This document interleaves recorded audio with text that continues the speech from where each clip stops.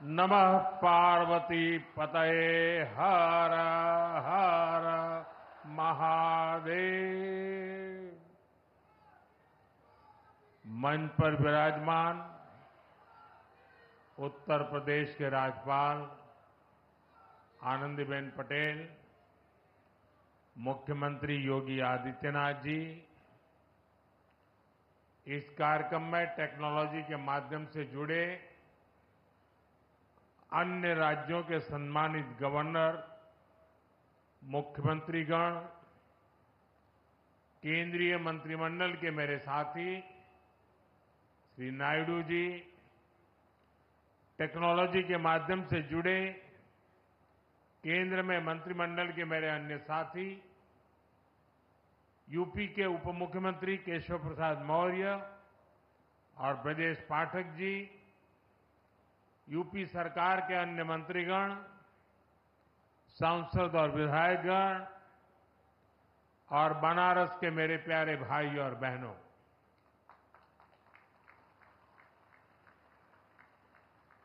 आज एक बार फिर बनारस के घरे आवे के मौका मिलल है।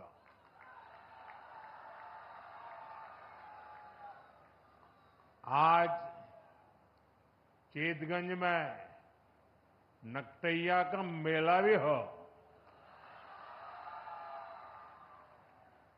धनतेरस, दीपावली और छठी मैया के त्योहार सब आवत है। और उससे पहले आज काशी विकास के पर्व का साक्षी बनत है। आप सबके बहुत खूब बधाई।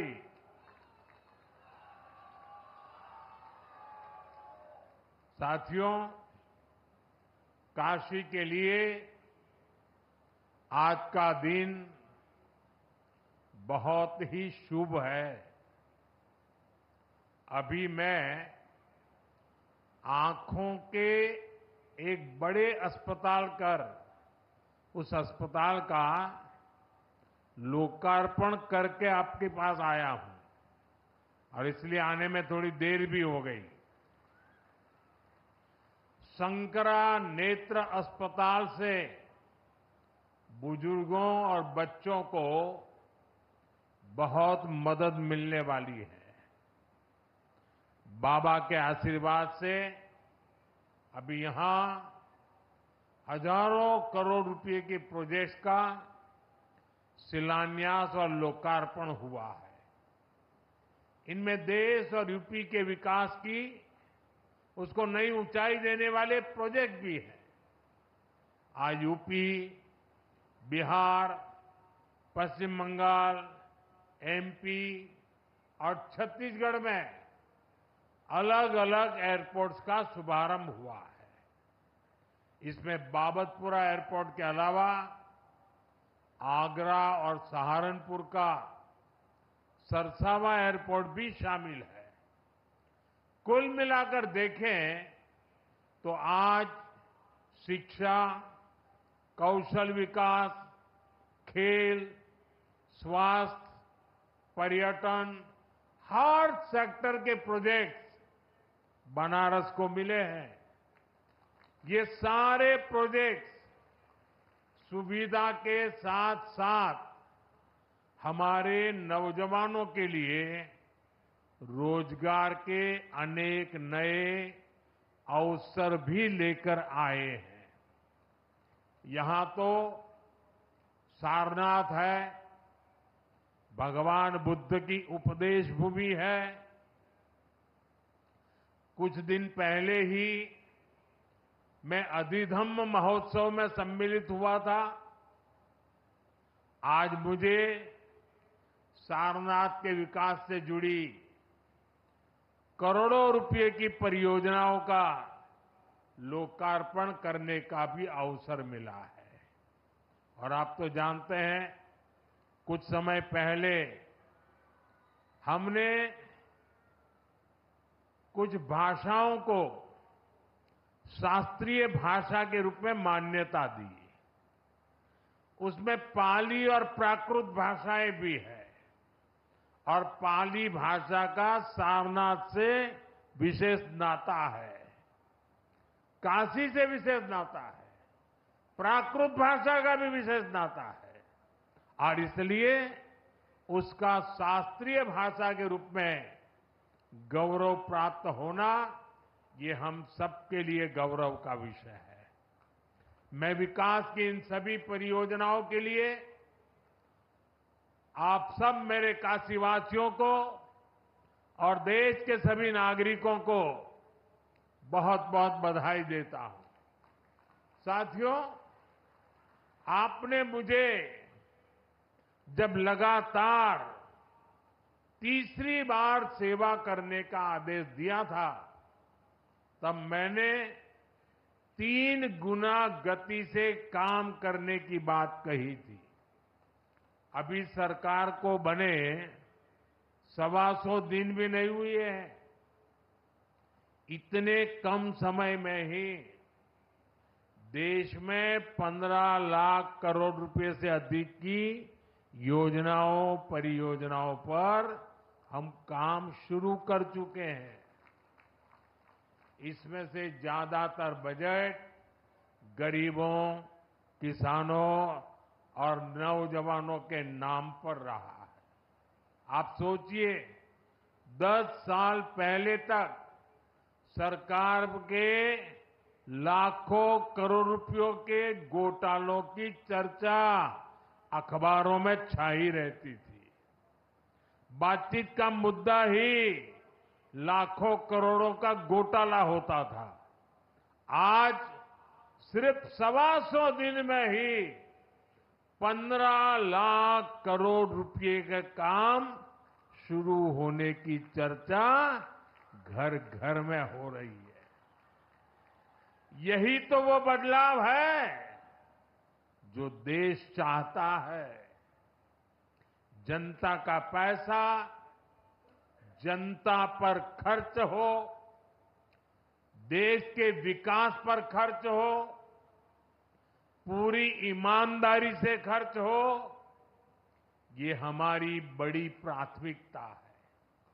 साथियों, बीते 10 सालों में हमने देश में इंफ्रास्ट्रक्चर निर्माण का एक बहुत बड़ा अभियान शुरू किया है और इंफ्रास्ट्रक्चर के इस अभियान के 2 सबसे बड़े लक्ष्य हैं। पहला लक्ष्य निवेश से नागरिकों की सुविधा बढ़ाने की है। दूसरा लक्ष्य निवेश से नौजवानों को नौकरी देने का है। आज देश भर में आधुनिक हाईवे बन रहे हैं, नए नए रूट्स पर रेलवे ट्रैक बिछाए जा रहे हैं, नए नए एयरपोर्ट बन रहे हैं और ये सिर्फ ईंट, पत्थर और लोहे सरिया का काम नहीं हो रहा, बल्कि इससे लोगों की सुविधा बढ़ रही है। देश के युवाओं को नौकरियां भी मिल रही है। साथियों, आप देखिए, जब हमने बाबतपुरा एयरपोर्ट वाला हाईवे बनाया, एयरपोर्ट पर आधुनिक सुविधाएं बढ़ाई, तो क्या फायदा सिर्फ आने जाने वालों को मिला? नहीं, इससे बनारस के कितने ही लोगों को रोजगार मिला। इससे खेती, उद्योग और पर्यटन तीनों को बल मिला। आज बनारस आने वाले लोगों की संख्या तेजी से बढ़ी है। कोई घूमने के लिए आ रहा है, कोई व्यापार के लिए आ रहा है और इसमें फायदा आपका हो रहा है। इसलिए अब जब बाबतपुर हवाई अड्डे का और विस्तार होगा तो आपको और ज्यादा फायदा होगा। आज इस पर काम भी शुरू हो गया है। ये काम जब पूरा हो जाएगा तो यहां ज्यादा विमान उतर पाएंगे। साथियों, आधुनिक इंफ्रास्ट्रक्चर के इस महायज्ञ में हमारे एयरपोर्ट्स, उनकी शानदार इमारतें आधुनिक से आधुनिक सुविधाएं आज दुनिया भर में चर्चा का विषय है। 2014 में हमारे देश में सिर्फ 70 एयरपोर्ट थे और नायडू जी ने अभी विस्तार से उसका वर्णन किया। आज 150 से ज्यादा एयरपोर्ट है और जो पुराने एयरपोर्ट है हम उन्हें भी रिनोवेट कर रहे हैं। पिछले साल देश में 1 दर्जन से अधिक एयरपोर्ट पर नई सुविधाओं का निर्माण हुआ, मतलब हर महीने एक। इनमें अलीगढ़, मुरादाबाद, श्रावस्ती और चित्रकूट एयरपोर्ट भी शामिल है। अयोध्या भी एक भव्य इंटरनेशनल एयरपोर्ट हर रोज राम भक्तों का स्वागत कर रहा है। आप जरा सोचिए, वो भी दिन थे जब यूपी को खस्ताहाल सड़कों के लिए ताने दिए जाते थे। आज यूपी की पहचान एक्सप्रेसवे राज्य के रूप में हुआ है। आज यूपी की पहचान सबसे अधिक इंटरनेशनल एयरपोर्ट वाले राज्य की है। नोएडा के जेवर में भी जल्द ही एक भव्य इंटरनेशनल एयरपोर्ट बनकर तैयार होने जा रहा है। यूपी की इस प्रगति के लिए मैं योगी जी, केशव प्रसाद मौर्य जी, ब्रिजेश पाठक जी, उनकी पूरी टीम की सराहना करता हूं। साथियों, बनारस का सांसद होने के नाते भी जब यहां की प्रगति देखता हूं तो संतोष होता है।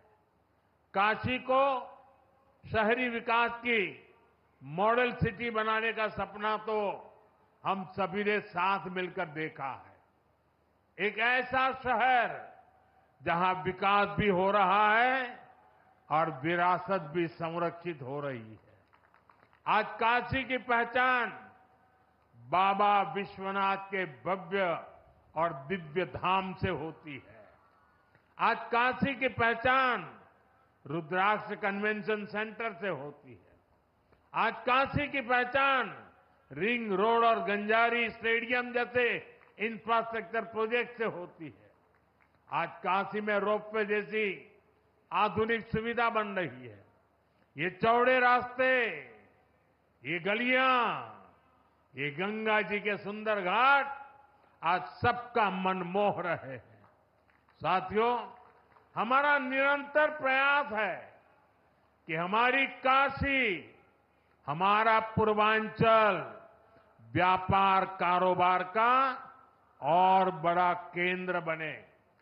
इसलिए कुछ दिन पहले ही सरकार ने गंगा जी पर एक नए रेल रोड ब्रिज के निर्माण को स्वीकृति दी है। जॉन राजघाट का पुल होना, एकरे पास में एक थे भव्य पुल और बने जा था।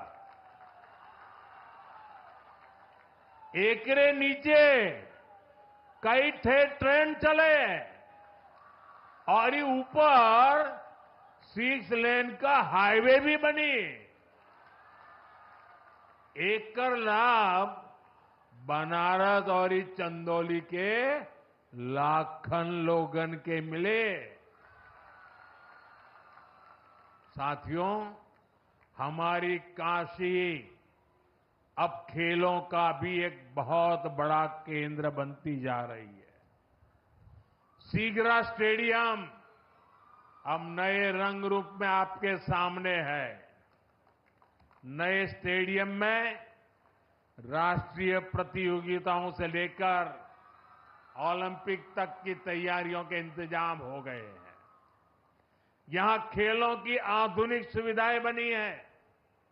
काशी के नौजवान खिलाड़ियों का सामर्थ्य क्या है, ये सांसद खेल प्रतियोगिता के दौरान हमने देखा है। अब पूर्वांचल के हमारे बेटा बेटी का बड़ा खेल के तैयारी बढ़े। अच्छी सुविधा मिल गई है। साथियों, समाज का विकास तब होता है जब समाज की महिलाएं और नौजवान सशक्त होते हैं। इसी सोच के साथ सरकार ने नारी शक्ति को नई शक्ति दी है। करोड़ों महिलाओं को मुद्रा लोन देकर उन्हें व्यापार करने की सहूलियत दी गई है। आज हम गांव-गांव में लखपति दीदी बनाने के लिए काम कर रहे हैं। आज गांव की हमारी बहनें अब ड्रोन पायलट भी बन रही है।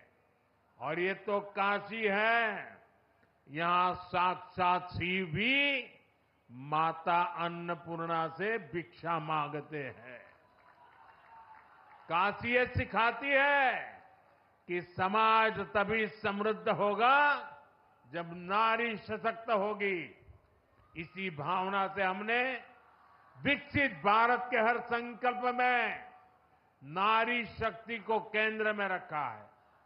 जैसे पीएम आवास योजना ने करोड़ों महिलाओं को उनके अपने घर की सौगात दी है। इसका बहुत बड़ा लाभ यहां बनारस की महिलाओं को भी मिला है। आपको पता है, सरकार अब 3 करोड़ और नए घर बनाने जा रही है।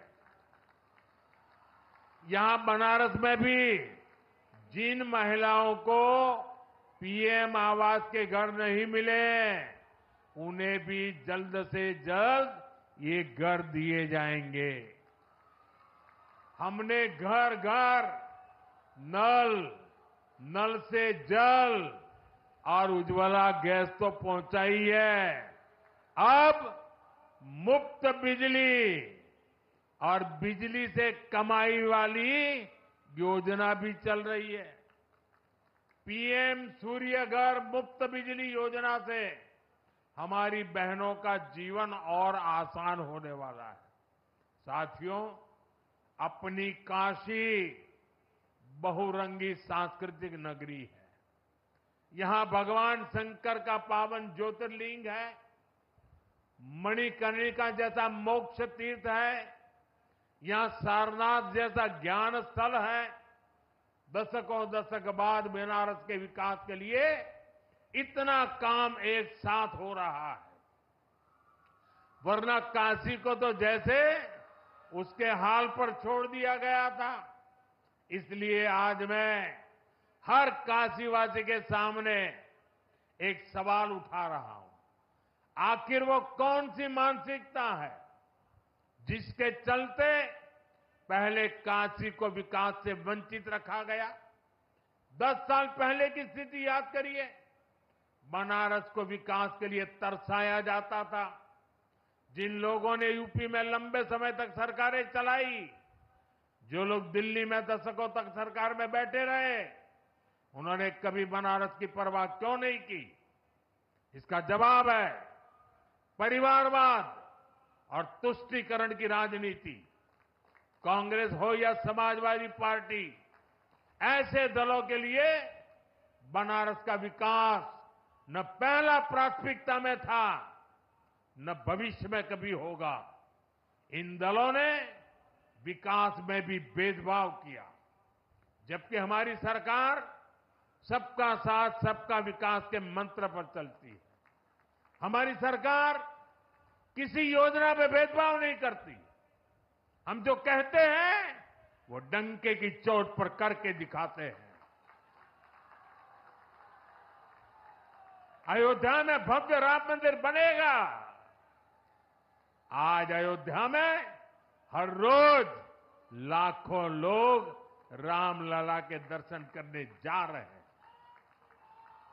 महिलाओं को विधानसभा और लोकसभा में आरक्षण की बात भी वर्षों से लटकी रही थी। यह ऐतिहासिक काम भी हमारी सरकार ने पूरा किया है। 3 तलाक की कुरीति से कितने ही परिवार पीड़ित थे। मुस्लिम बेटियों को इससे मुक्ति दिलाने का काम हमारी सरकार ने किया। ये भाजपा सरकार ही है जिसने ओबीसी आयोग को संवैधानिक दर्जा दिया। ये भाजपा सरकार है एनडीए सरकार ही है जिसने बिना किसी का हक छीने गरीबों को 10% आरक्षण दिया।